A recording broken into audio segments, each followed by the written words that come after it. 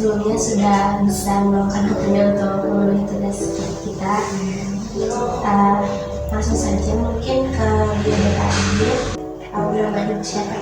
Nama saya lengkap Erika Hadiwanyu sesuai dengan KTP. Umur saya sekarang 36 tahun.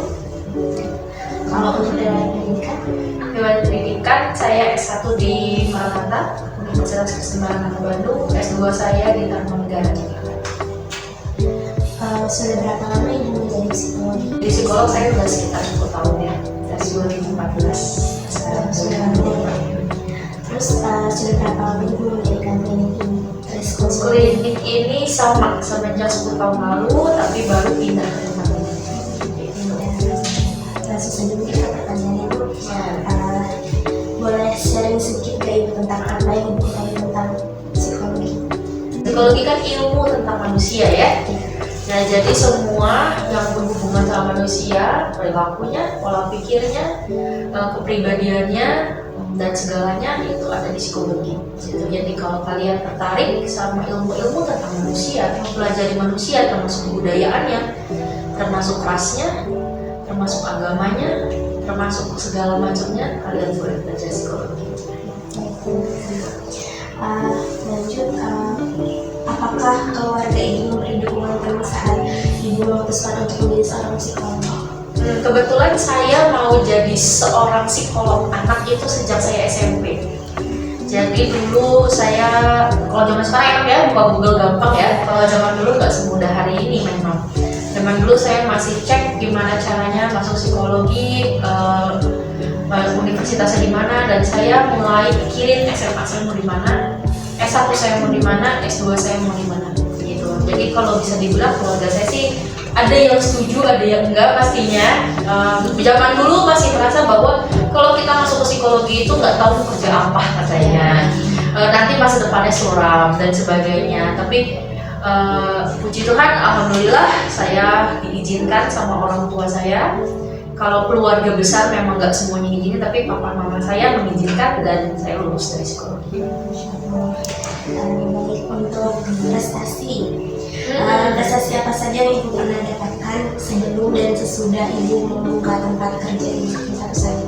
Kalau setelah buka tempat kerja nggak ada prestasi, rasa-rasanya ya.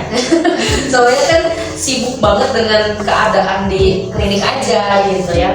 Jadi sibuk antara konseling anak, sibuk antara urusan terapi, sibuk antara klien-klien yang datang dan sebagainya. Tapi kalau sebelumnya yang paling kita ingat dulu, saya dan teman-teman saya, kita punya yang namanya EPIC, Educate People in Creativity. Itu adalah sebuah WO, sebenarnya bukan WO, IO, Event Organizer, yang bergerak di bidang anak-anak dan edukasi. Kalau kalian cek, kita sempat bikin acara paling besar di Jawa Barat tentang autisme.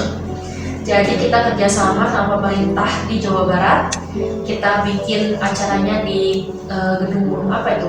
Yang di dekat kereta api, yang tempat tinggalnya gubernur tuh, gubernuran. Kita bikin galang dana, kita undang anak-anak autis dari berbagai macam tempat. Kita bikin pemeriksaan gratis di posko-posko tertentu, sehingga orang-orang yang tidak mampu bisa memeriksakan anaknya ketika merasa ada yang salah dengan anaknya. Setelah didiagnosa autisme, mereka boleh mengajukan permintaan biaya. Kita siapin biayanya dan kita kasih biayanya mereka untuk terapi. Begitu, karena terapi mahal ya. Sekarang mungkin ada BPJS, dulu kan ada. Semua BPJS. Betul. Untuk networking Ibu sebagai psikologi gitu, apa kesulitan yang pernah Ibu hadapi, kesulitan terbesar saat Ibu menjadi psikolog? Kesulitan ketika saya jadi psikolog. Awal lulus, saya lulus S1 lalu ambil S2 langsung. Setelah lulus S2, kesulitan terbesar saya mencari klien. Siapa yang mau sama psikolog baru lulus yang tidak ada pengalaman gitu ya? Gitu. Jadi itu adalah kesulitan terbesar saya sebenarnya. Apa saja menurut Ibu gitu ya, kelebihan dan kekurangan saat Ibu menjadi seorang psikolog? Kelebihannya itu bisa bantu banyak orang. Yang penting nomor satu untuk jadi psikolog menurut saya adalah perihal hati. selama kamu punya hati yang mau melayani, selama kamu punya hati yang terbebani dengan anak-anak ini, karena kan nggak mudah ya sama anak-anak ini ya. Dimana kalau di kita, karena saya lebih banyak di anak dan remaja, kadangkala anak-anak ini tantrum tidak pada tempatnya misalnya, justru itu adalah pekerjaan kita, gimana cara kita supaya bisa menangani anak-anak ini. Kekurangannya adalah kita seakan-akan tidak boleh salah, harus sempurna gitu ya.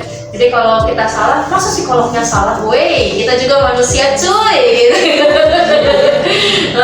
Kita masih manusia. Sampai sekarang saya sudah praktek 10 tahun pun saya masih baca buku, saya masih ikut seminar, saya masih belajar. Baik. Apakah Ibu pernah berkontribusi dengan informal ataupun informal di tingkat Bandung atau Jawa Barat? Mungkin yang tanya. Kalau di tingkat Jawa Barat yang tadi itu, tapi kan sebelum saya jadi psikolog ya itu ya, saya itu masih baru lulus S1.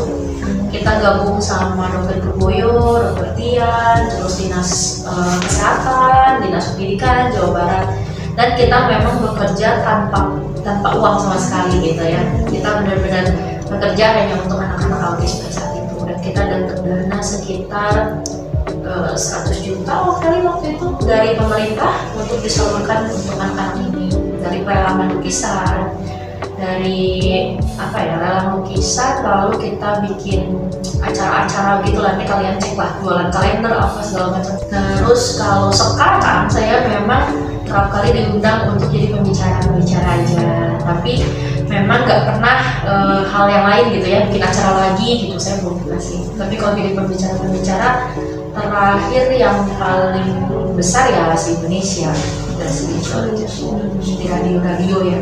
Oh ya, bisa ya. Baik, terima kasih Bu. Mungkin segitu saja yang bisa kami tanyakan. Terima kasih banyak Ibu sudah bisa meluangkan waktunya. Terima kasih.